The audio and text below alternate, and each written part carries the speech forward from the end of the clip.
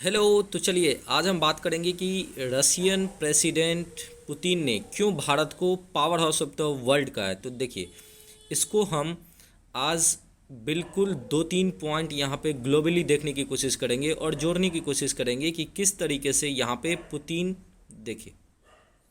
ये जो आप सामने देख रहे हैं ना, सरगे लेवरोव, ये एक्चुअली में समझ सकते हैं आप रशिया के विदेश मंत्री हैं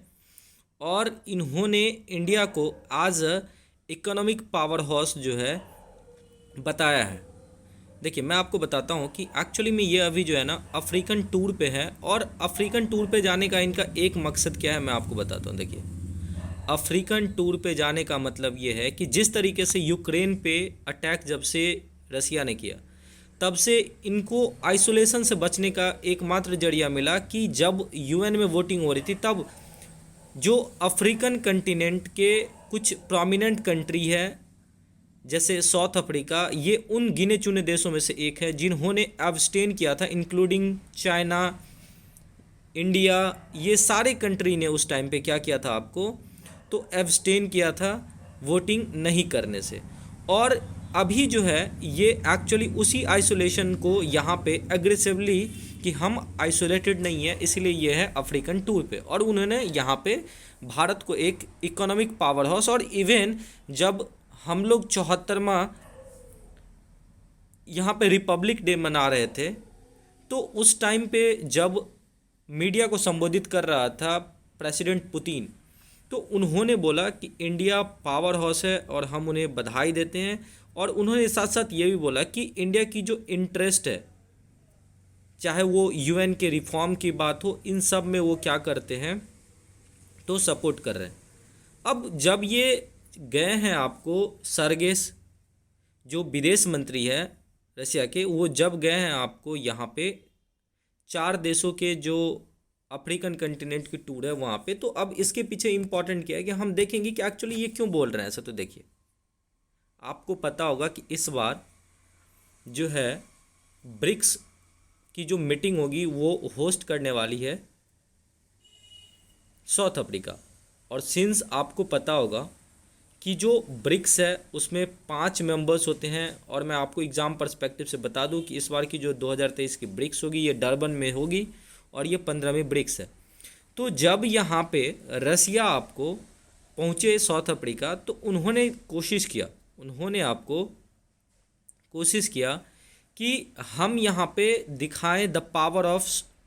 African voice to the world. और उन्होंने बिल्कुल यहाँ पे वही कोशिश की। Russia, South Africa and redesigned global order, और क्रेमलिन जो है ना कि जो माइंड मशीन है वो यहाँ पे। अब देखिए, माइंड मशीन, जी हाँ, ये जो आपको विदेश मंत्री है ना सरगेई साहब, इन्हें माइंड मशीन ऑफ क्रेमलिन बोलते हैं। क्रेमलिन आपको पता होगा कि प्रेसिडेंशियल हाउस है, पुतिन का जो है आप बोल सकते हैं आवास है। तो इसीलिए जो कुछ भी पुतिन करते हैं आप समझ लीजिए इन्हीं के माथे की गेम है। तो जब यहाँ पे होस्ट होने वाली है ब्रिक्स, मैं आपको बता दूं कि ब्रिक्स को एक तरीके से वेस्टर्न के काउंटर, जो वेस्टर्न नेशन है उनके काउंटर के तरह भी, G7 के काउंटर के तरह भी देखा जाता है, क्योंकि इसमें जो वर्ल्ड के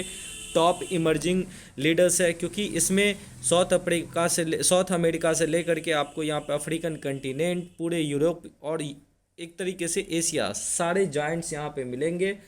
और बहुत इम्पॉर्टेंट ये एक आपको यहाँ पे ग्रुप है। मैं आपको बता दूं कि सिंस इंडिया और साउथ अफ्रीका इस बार 30 सालों का अपना रिलेशनशिप मनाने वाला है, और मैं आपको बता दूं कि बहुत ज़्यादा सिमिलरिटी है इंडिया और अफ्रीका के साथ, क्रिकेट, कल्चर, कुजिन से लेकर के। तो सिंस इस बार ब्रिक्स आपको साउथ अफ्रीका होस्ट कर रही है और इंडिया साउथ अफ्रीका के रिलेशनशिप बहुत अच्छा है, तो जब ये दौरे पे जाएंगे तो ऑब्वियस सी बात है कि रसिया कुछ उस तरीके का यहाँ पे आपको भारत के बारे में बढ़ चढ़ के कहेंगे, ताकि इनके जो अलाई है, मैं आपको बताऊंगा साउथ अफ्रीका की रिलेशनशिप, ना कि केवल क्रिकेट, कुजिन, इसके साथ साथ मैं आपको बताता हूं कि जिस तरीके से यहाँ पे इंडिया ने बढ़ चढ़ के सपोर्ट किया ब्राज़ील को, कि ब्राज़ील के जो इंटरेस्ट है, चाहे वो यूएन का रिफॉर्म हो, क्लाइमेट से फाइट करने की बात हो, चाहे इंडिया की स्ट्रेटेजिक जो इथेनॉल ब्लेंडिंग में जो है हेल्प यहाँ पे, ये सारी चीज़ें जो हमें स्ट्रेटेजिक दृष्टिकोण से ब्राज़ील और इंडिया को एक दूसरे के कोऑपरेशन के लिए यहाँ पे आगे बढ़ने की मौका देता है। तो इन सब को देख करके रसिया को कहीं ना कहीं जो एक अपनी interest oil, Russian invasion over the Ukraine के बाद जिस तरीके से ऑयल डिप्लोमेसी में इंडिया ने यहाँ पे मदद की है आपको, रसिया को, जो उनकी डिमांड जो ऑयल की है, जिस तरीके से पूरे बॉयकॉट की बात चल रही थी, तो इसके अलावा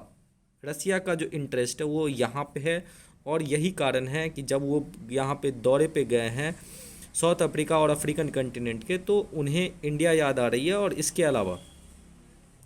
मैं आपको बताता हूँ दूसरी नब्ज़ यहाँ पे है कि आपको पता होगा कि इस रिपब्लिक डे जो सीसी है इजिप्ट के राष्ट्रपति, वो इंडिया आए थे और उन्होंने एक स्ट्रेटेजिक यहाँ पे जो है ना एमओयू साइन किया कि इजिप्ट न केवल एक्सपोर्ट इंपोर्ट जो केवल अन्न का है, उसके अलावा यहाँ पे इजिप्ट अब यहाँ पे स्ट्रेटेजिकली, क्योंकि जो स्ट्रेटेजिक लोकेशन है इजिप्ट का, ये तो बहुत इम्पोर्टेंट ही है। और इन सब को देखते हुए सिंस आपको पता होगा कि इजिप्ट के बहुत बड़े दुश्मन हैं आपको टर्की, और टर्की और रसिया के बीच में बहुत अच्छा, आपको स्पेशली व्लादिमीर पुतिन के बीच में बहुत अच्छा रिलेशन है। और इन सब चीज़ को देखते हुए जिस तरीके से इंडिया यहाँ पे इजिप्ट को बढ़ चढ़ के साथ दे रहा है, चाहे वो आर्म्स का एक्सपोर्ट हो, तो ये सब जो है ना कहीं रसिया को डाइजेस्ट नहीं कर रहा। और इसलिए जो वो ओवरऑल आप बोल सकते हो पावर देखा जा रहा है इंडिया का डाइवर्सिफाइड। और आप यहाँ पे देख सकते हैं कि इंडिया की जो एक तरीके से डाइवर्सिफिकेशन है डिफरेंट सेक्टर में, चाहे वो हेल्थ केयर हो, अफ्रीकन कंटिनेंट में जो फार्मास्यूटिकल ट्रेड, सस्ते जो मेडिसिन हो, चाहे ग्रीन एनर्जी, क्लाइमेट फाइट, और सबसे इम्पॉर्टेंट जो हमारी सोलर अलायंस है उसमें, इन सब चीज़ को जो इम्पैक्ट ओवरऑल पूरे